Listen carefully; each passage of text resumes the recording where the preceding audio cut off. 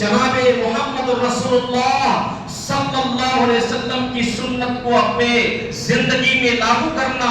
اور جناب محمد رسول اللہ صلی اللہ علیہ وسلم کی تعلیمات کے روشنی میں اپنی زندگی کے تمام زاویے کو درست اور ٹھیک ٹھاک کرنا، یہ ایک امت محمدیہ کے فرد پر لازم ہے کہ جناب محمد رسول اللہ صلی اللہ علیہ وسلم کی تعلیمات کو اپنی زندگی بنائے اور اپنی زندگی کے تمام معاملات کو جناب محمد رسول اللہ کی سنت کے مطابق ڈھال لیں۔ یہ ایک امت کے لیے، ایک مسلمان کے لیے اولین فریضہ ہے۔ اسی طریقے سے نماز کا معاملہ ہو، زکوٰۃ کا معاملہ ہو، حج و عمرے کا مسئلہ ہو، رمضان کے روزے کا مسئلہ ہو، ان تمام چیزوں کی حالات کے تحت اس کا تقاضا اور اس کو پابندی سے ادا کرنا ایک امت پر، ایک مسلمان پر ضروری ہے۔ ساتھ ہی ساتھ ایمان کا مسئلہ یہ ہے ان تؤمن باللہ وملائکتہ وکتبہ ورسلہ والیوم الآخر والقدر خیر وشر۔ اللہ کے رسول جناب محمد رسول اللہ سے حضرت جبریل امین نے سوال کیا مل ایمان، ایمان کیا ہے؟ آپ نے فرمایا کہ اللہ پر ایمان لانا، اللہ کے رسول پر ایمان لانا، اللہ کے فرشتوں پر، آسمانی کتابوں پر، ساتھ ہی ساتھ قیامت کے دن پر، اچھی بری تقدیر پر ایمان لانا۔ یہ سارے زمرے، یہ سارے ارکان، یہ سارے جو ساری بنیادیں یہ ایمان کے ہیں۔ اسلام کے بعد ایمان کا درجہ آتا ہے۔ ساتھ ہی ساتھ پوچھا گیا کہ اللہ کے رسول آپ بتائیں من احسان کیا ہے؟ آپ نے فرمایا ان تعبد اللہ کأنک تراہ فإن لم تکن تراہ فإنہ یراک۔ تم اللہ کی عبادت اس طرح کرو، اس انداز سے کرو گویا کہ تم اللہ کو دیکھ رہے ہوتے ہو۔ اگر یہ کیفیت پیدا نہ ہو، اگر عبادت و بندگی کرنے میں یہ صورتحال نہ ہو تو کم از کم یہ عقیدہ رکھو وہ اللہ تعالیٰ کی ذات جس کے لیے ہم عبادت کر رہے ہوتے ہیں، جس کے لیے ہم نماز پڑھ رہے ہوتے ہیں، جس کے لیے ہم قیام کرتے ہیں، رکوع کرتے ہیں، سجدہ کرتے ہیں، جس کے راستے میں ہم اپنی جان کی قربانی دیتے ہیں، اپنے مال کی قربانی دیتے ہیں، اپنی عزت کی قربانی دیتے ہیں، اپنے خواہشات کی قربانی دیتے ہیں، نماز پڑھتے ہیں، روزے رکھتے ہیں، زکوٰۃ دیتے ہیں، صدقات و خیرات کرتے ہیں، جو بھی معاملات ہوتے ہیں ان عبادتوں میں تصور ہمارا یہ ہونا چاہیے کہ ہماری تمام حرکت و سکنات پر اللہ کی نگاہ ہے، اللہ ہمیں دیکھ رہا ہے۔ اگرچہ ہم اللہ کو نہیں دیکھ پا رہے لیکن اللہ تبارک و تعالیٰ ہمارے ہر اٹھن بیٹھن، ہمارے ہر چلن پھرن کو اللہ تعالیٰ دیکھ رہا ہے، ہمارے ہر حرکات و سکنات کو دیکھ رہا ہے۔ ہم رکوع کیسے کرتے ہیں، سجدہ کیسے کرتے ہیں، ہمارا دلی کیفیت اس عبادت کے معاملات میں کیا ہوتا ہے، اللہ تعالیٰ بخوبی جانتا ہے۔ ایک مومن یہ تصور کرے، ایک عبادت کرنے والا، ایک عابد یہ تصور کرے کہ ہم اپنے معبود کی جو عبادت کر رہے ہوتے ہیں ہمارا معبود ہمیں دیکھ رہا ہے۔ یہ احسان ہے۔ اسلام احسان، اسلام ایمان احسان، یہ تینوں چیزوں کے مجمع کا نام دین ہے۔ ان تینوں چیزوں کے مجمع کا نام دین ہے۔ اور الحمدللہ ثم الحمدللہ بڑے فخری الفاظ میں ہم کہنا چاہتے ہیں کہ اللہ تبارک و تعالیٰ نے ہمیں دیندار بنایا ہے، ہمیں اسلام والا بنایا ہے، ہمیں ایمان والا بنایا ہے۔ بس ضرورت اس بات کی ہے کہ ہمیں دیکھنا ہے کہ حقیقت میں ہم دیندار ہے کہ نہیں، ہمارے دلوں میں صحیح ایمان ہے کہ نہیں، ہمارے دلوں میں محبت رسول کا وہ جذبہ ہے کہ نہیں، ہمارے دلوں میں وہ اعلیٰ ایمان ہے کہ نہیں، ہمارے دلوں میں اللہ کے فرمودات کی روشنی میں اللہ کی محبت کا وہ جذبہ ہے کہ نہیں، ہمارے دلوں میں انسان کی قدر ہے کہ نہیں، ہمارے دلوں میں بڑے اور بزرگ کی قدر ہے کہ نہیں، ہم علماء کرام کی عزت و احترام کرتے ہیں نہیں کرتے ہیں، ہم اپنے ماں باپ کی خدمت کرتے نہیں کرتے ہیں، ہم اپنے ایک دوسرے کے حقوق ادا کرتے نہیں کرتے ہیں۔ ہمیں دیکھنا ہے، اپنے آپ کو پرکھنا ہے، اپنے آپ کا جائزہ لینا ہے، اپنے آپ کو چیک کرنا ہے، اپنے آپ کو دیندار بنانے کی خاطر، اپنے آپ کو اللہ والے بنانے کی خاطر، اپنے آپ کو اسلام کے حوالے ہونے کی خاطر، اپنے آپ کو ایک میگنیٹ کی شکل میں چیک کرنا اور دیکھنا ہے کہ ریئل میں، حقیقت میں ہم اللہ کے بندے ہیں، ہمارے اندر دینداری ہے یا نہیں ہے۔ چند کلمات کے ساتھ میں آپ کو بتاؤں کہ بہت سارے لوگوں کے یہ خیالات ہیں، اچھے جبے کبے پہننا، کرتے پیجامے لگا لینا، سر پہ لمبی ٹوپی لگا لینا، ہاتھ میں تسبیح کے دانے پھیر لینا، یہ دینداری سمجھ رہے ہوتے ہیں۔ یاد رکھیں اچھے لباس پہننا یہ اسلام کا جز اور حصہ تو بن سکتا ہے، یہ اسلام کا حصہ تو ہو سکتا ہے، لیکن یہی آپ کی دینداری ہے کہ آپ اچھے کپڑے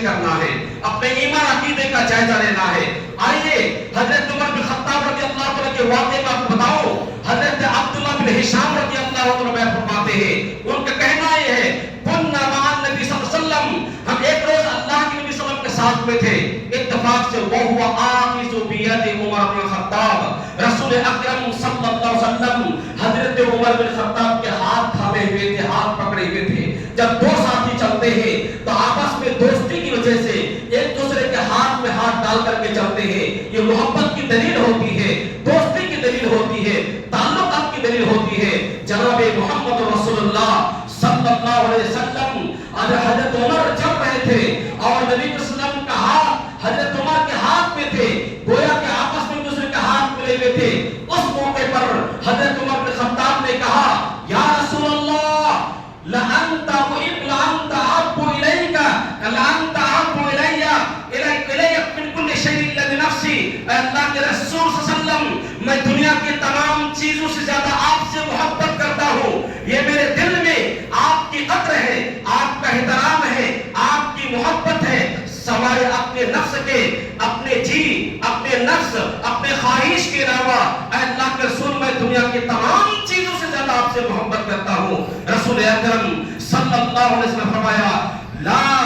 لا ہرگز نہیں، والذی نفسی بیدی والذی نفسی بیدی حتی اکون احب الیک من نفسک، قسم اس ذات کی جس کے قبضہ قدرت میں محمد کی جان ہے، میری جان ہے، میں کہتا ہوں جب تک میں تمہارے نفسوں سے زیادہ میں قریب تمہاری نگاہ میں نہ ہو جاؤں، سب سے زیادہ محبوب یہاں تک کہ تمہارے نفس سے زیادہ محبوب نہ بن جاؤ، تم اس وقت تک مومن نہیں ہو سکتے، تم ایمان والے نہیں ہو سکتے۔ آج ہمارا دعویٰ ہے، آج ہمارا دعویٰ یہ ہوتا ہے ہم اللہ سے بہت محبت کرتے ہیں، رسول سے بہت محبت کرتے ہیں، اپنے آپ کو دینداری ثابت کرنے کے لیے ہم گرچہ 5 وقت نماز پڑھ لیتے ہیں، خوب ساری عبادتیں کر لیتے ہیں، لیکن جب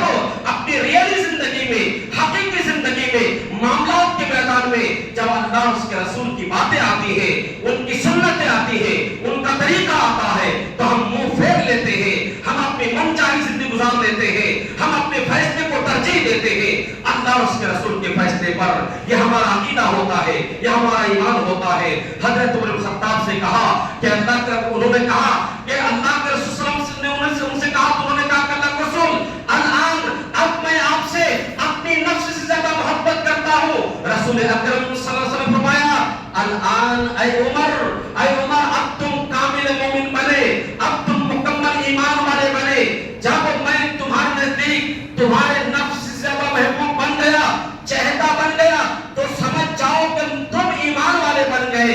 آج ہمارے چہروں کو دیکھے، اپنی شکلوں کو دیکھے، اپنے مذاکرات کو دیکھے، اپنے گھر کے حالات کو دیکھے اور اپنے بناوٹ اور سجاوٹ کو دیکھے، کتنی ایسی حدیثیں ہیں، کتنے ایسے فرمان رسول ہیں، کتنی ایسی سنتیں ہیں جو ہم جانتے بوجھتے اپنے پاؤں تلے رکھ کر کے رون ڈالتے ہیں اور دعویٰ کرتے ہیں ایمانداری کی اور دینداری کی کہ ہم ہی دین والے ہیں اور ہم ہی ایمان والے ہیں۔ حضرت ابوبکر صدیق رضی اللہ تعالیٰ عنہ کو کون نہیں جانتا؟ اس کائنات میں نبیوں کے بعد، رسولوں کے بعد، پیغمبروں کے بعد سب سے زیادہ اونچا مقام جن کا ہے، سب سے زیادہ اونچا مرتبہ والا جو ہے وہ حضرت ابوبکر صدیق رضی اللہ تعالیٰ عنہ ہے، جو غار یار بھی تھے، جو ہر پل جناب محمد رسول صلی اللہ علیہ وسلم کی خیال رکھا کرتے تھے اور ان کی زندگی کا آپ ان سے لطف لیا کرتے تھے۔ اور حضرت ابوبکر صدیق رضی اللہ تعالیٰ عنہ نے اپنی چھوٹی سی معصوم سی بچی، 6 سالہ بچی کو نبی صلی اللہ علیہ وسلم کے حوالے کر دیے تھے۔ اللہ کے رسول کے سسر بھی تھے، اللہ کے رسول کے غار یار بھی تھے، اللہ کے رسول کے رفیق بھی تھے۔ ہر میدان میں حضرت ابوبکر صدیق رضی اللہ عنہ آپ کے شانہ بشانہ چلتے رہے۔ وہ ابوبکر صدیق رضی اللہ تعالیٰ عنہ، ان کا اتنا بڑا مقام ہے، اتنا اونچا مقام ہے، یہ مرتبہ کیسے ملا ہے آئیے دیکھتے ہیں۔ حضرت بکر بن عبداللہ المزنی وہ فرماتے ہیں کہ حضرت ابوبکر صدیق کا جو یہ مقام تمام انسانوں میں افضل، انبیاء کے بعد، نبیوں کے بعد، رسولوں کے بعد جتنے بھی مومن ہیں، جتنے بھی انسان ہیں، تمام انسانوں میں، تمام صلحاء میں، تمام شہداء میں، تمام نیک لوگوں میں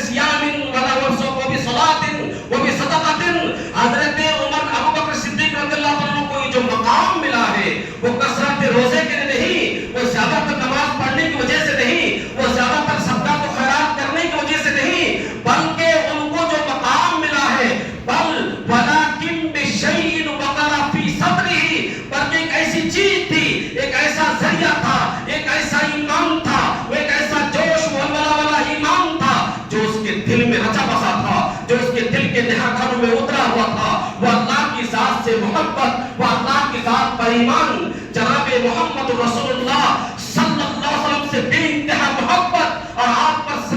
صحیح ایمان اور سچی ایمان کی وجہ سے، یعنی صحیح ایمان حضرت ابوبکر صدیق کے دل میں تھی، اس وجہ سے اللہ تبارک و تعالیٰ نے تمام نبیوں اور رسولوں کے بعد سب سے پہلا نمبر کا انسان، سب سے اونچے طبقے کے انسان حضرت ابوبکر صدیق ہے، اور انہیں وہ مقام و مرتبہ ملا ہے صرف مضبوط اور ایمان کی وجہ سے۔ زیادہ نمازی میں تھے، واللہ ہم جانتے ہیں حضرت ابوبکر صدیق رضی اللہ عنہ بہت زیادہ نمازی تھے، روزے دار تھے، لیکن ان کے زیادہ نماز روزے صدقہ کرنے کی وجہ سے مقام نہیں ملا ہے، ان کے دل میں جو ایمان تھا وہ ایمان جوش والا تھا، وہ ایمان جذبے والا تھا، وہ ایمان شوق والا تھا، جس ایمان کے بدولت اللہ تبارک و تعالیٰ نے حضرت عمر بن حضرت ابوبکر صدیق کو وہ مقام دیا ہے جن انشاءاللہ اگر رہی زندگی آخرت بھی ملے گی، آخرت رہی تو انشاءاللہ ابوبکر صدیق سے ملاقات ہوگی۔ آپ پوچھ لینا کہ آپ کو اللہ نے تھوڑا مقام کیوں دیا تھا، یقیناً آپ کو ملے گا جواب، تو وہ ایمان کامل تھا حضرت ابوبکر صدیق کے دل میں، جس کو جس کو مقام مرتبہ ملا ہے۔ معاملے کی بات کریں، معاملات میں، عبادات میں لیتے ہیں حضرت عبداللہ بن عمر رضی اللہ تعالیٰ عنہ کے بارے میں یہ ہر انسان جانتا ہے، چھوٹی چھوٹی سنت پر وہ عمل کیا کرتے تھے، چھوٹی چھوٹی سنتوں پر، ہو سکے کہ کوئی ایسی سنت چھوٹ رہی ہوگی، چھوٹ گئی ہے۔ حضرت عبداللہ بن عمر رضی اللہ تعالیٰ عنہ کے بارے میں رسول اکرم صلی اللہ علیہ وسلم فرمایا، نعم الرجل عبداللہ، یہ عبداللہ بہت ہی بہترین انسان ہے اور اچھا انسان بن جاتا وَلَوْ كَانَ يُصَلِّ بِاللَّيْلِ، اگر یہ رات میں اٹھ کے نماز پڑھنے والا بن جاتا، یعنی تہجد گزار اگر بندہ بن جائے تو یہ بندہ اللہ کو اور زیادہ پیارا ہو جائے گا۔ وہ حضرت عبداللہ بن عمر جنہوں نے چھوٹی چھوٹی سنتوں پر پوری زندگی عمل کی ہے، ہو سکے کہ تہجد کی نماز ان سے پابندی نہ ہو سکی، اللہ کے رسول ان کی تعریف کی اور تعریف کرنے کے بعد ان کی تربیت کی کہ اگر تم اللہ کی نگاہ میں اور محبوب بننا چاہتے ہو اور پسندیدہ بننا چاہتے ہو تو تھوڑی رات میں اٹھ کر کے نماز پڑھ لیا کرو۔ میرے بھائیوں، ہم سے سنت نہیں پڑھی جاتی، ہم سے تہجد نہیں پڑھے جاتے، ہم سے قرآن کی تلاوت نہیں ہو پاتے، کم از کم فرائض کا اہتمام کر لو، جن 5 وقتوں کی نماز کو اللہ رب العالمین نے ہر بالغ مسلمان مرد اور عورت پر فرض کیا ہے، اس کا اہتمام کرو، صحیح ڈھنگ سے پڑھ لو۔ واللہ میں کہنا چاہوں گا اللہ کے یہاں کامیاب ہو جاؤ گے، سرخرو بن جاؤ گے، دیندار بن جاؤ گے، آپ کو مزید نوافلات پڑھنے کی ضرورت نہ رہے گی۔ اگر آپ فرض کے اہتمام کرو گے تو امید ہے کہ آپ نوافلات سے محبت کرو گے، محبت رسول آپ کے دل میں آ جائے گی۔ جب آپ کے دل میں محبت رسول آ جائے گی تو محبت رسول کے آڑ میں آپ بہت سارے نیکیاں کر بیٹھو گے، صدقہ و خیرات کرو گے، نوافلات کے اہتمام کرو گے۔ اسی طریقے سے آئیے معاملات میں ہمارا حسن سلوک کے میدان میں ہمارا کیا رول ہے، کیا ہم مسلمان ہیں، کیا ہم دیندار ہیں، کیا ہم نے اپنے آپ کو چیک کیا ہے۔ 2 خاتون کا تذکرہ ہوتا ہے، 2 عورتوں کا تذکرہ ہوتا ہے، ان میں سے ایک عورت جو بہت ہی زیادہ نماز پڑھنے والی، بہت ہی زیادہ روزے رکھنے والی، فرائض کے ساتھ ساتھ وہ نوافلات کا اہتمام کرنے والی، ہر طرح کی عبادت و بندگی کرنے والی خاتون تھی، لیکن اس خاتون سے غلطی ایک ہو رہی تھی کہ پڑوسی اس سے خوش نہیں تھے، اس خاتون سے اس کا پڑوسی خوش نہیں تھا، اس خاتون سے اس کا پڑوسی خوش نہ ہونے کی وجہ سے اللہ کے رسول جناب محمد رسول اللہ صلی اللہ علیہ وسلم فرمایا کہ ہیا فی النار، یہ جہنم میں جائے گی، یہ جہنمی خاتون ہے، پوری زندگی نماز پڑھنے والی، پوری زندگی روزہ رکھنے والی، پوری زندگی نوافلات کا اہتمام کرنے والی، صرف اس خاتون سے اس کا پڑوسی ناراض تھا، وہ پڑوسی کو دکھ دیا کرتی تھی، وہ پڑوسی کو ستایا کرتی تھی۔ رسول اکرم صلی اللہ علیہ وسلم فرمایا کہ یہ جہنمی خاتون ہے۔ ایک عورت کا تذکرہ ہوتا ہے، وہ فرائض تو پڑھتی تھی لیکن نوافل میں تھوڑی سی سنتوں میں تھوڑی سی کوتاہی برتتی تھی، ان سے پابندی کے ساتھ نوافلات کا اہتمام نہیں ہو پاتا تھا، لیکن وہ خاتون سے اس کا پڑوسی خوش تھا، اس خاتون سے اس کا پڑوسی جو ہے وہ پڑوسی اس کو خوش ہونے کی وجہ سے اللہ کو اس نے فرمایا ہے فی الجنہ، وہ جنت میں جائے گی۔ عبادت میں تھوڑی سی کمی ہو، عبادت میں تھوڑی سی کوتاہی ہو گئی، فرائض کو چھوڑ کر، فرائض کی بات نہیں کر رہا، فرائض میں کوتاہی تو بالکل جائز نہیں ہے، نوافلات میں اگر کوتاہی ہو گئی ہے اللہ کا معاملہ ہے وہ اللہ دیکھے گا، لیکن حقوق کے معاملات میں اگر آپ نے کچھ کوتاہی کی ہے، واللہ کہتا ہوں ممبر پہ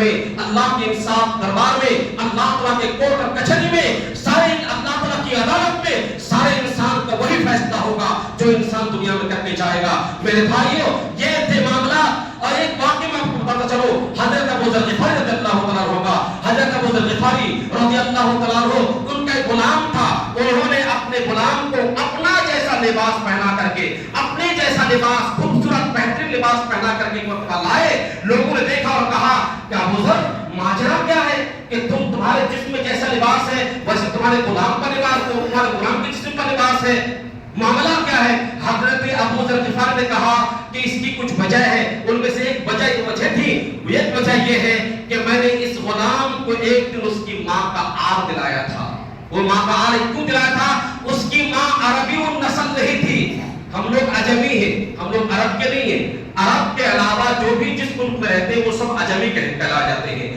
ان کی ماں عربی نہیں تھی، باپ تو عربی تھے لیکن اس کی ماں عربی نہیں تھی۔ اس کی ماں عربی نہ ہونے کی وجہ سے میں نے اس کی ماں کا آر دلایا ہے کہ تمہاری ماں تو فلاں عجمی ہے، تمہاری ماں تو فلاں کی ہے۔ اس آر کی وجہ سے شکوہ شکایت نبی صلی اللہ علیہ وسلم کے دربار میں پہنچی۔ آپ نے کہا کہ ابو ذر انک امرؤ فیک جاہلیہ، اے ابو ذر تم تو وہ انسان ہو جس کے اندر ابھی بھی جہالت باقی، جاہلیت باقی ہے، تمہارے اندر ابھی بھی وہ کفار کے زمانے کا جاہلیت کا حالات کی حالاتیں، وہ اس کے رسومات، وہ حالاتیں تمہیں ابھی بھی باقی ہے۔ حضرت ابو ذر غفاری کہتے ہیں کہ اس بات سے مجھے اتنا زیادہ احساس ہوا ہے، میں اتنا زیادہ پریشان رہا۔ اس موقع پر اللہ نے فرمایا کہ دیکھو یہ تمہارا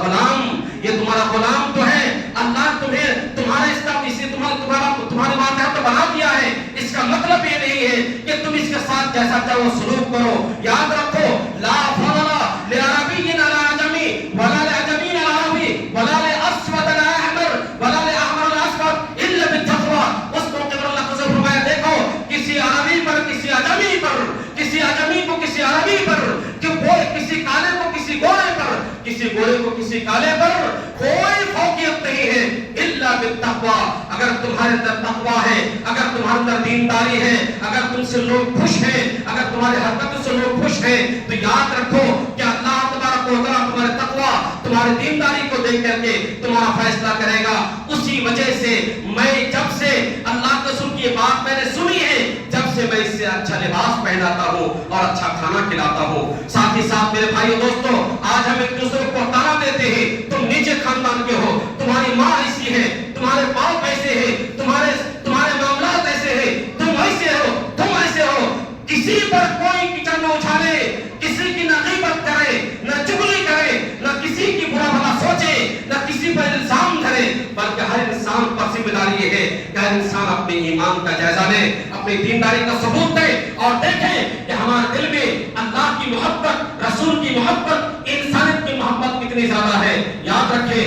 اللہ تعالیٰ نے فرمایا یا ایھا الذین آمنوا ادخلوا فی السلم کافۃ ولا تتبعوا خطوات الشیطان انہ لکم عدو مبین۔ اے ایمان والو، اسلام کے اندر پورے کے پورے طور پر داخل ہو جاؤ، شیطان کے نقش قدم پر نہ چلو۔ کہ شیطان تمہارا کھلا ہوا دشمن ہے، لہذا دشمن کو دشمن سمجھ کے اگر زندگی بسر کرو گے، کامیابی مقدر چومے گی، دیندار بن جاؤ۔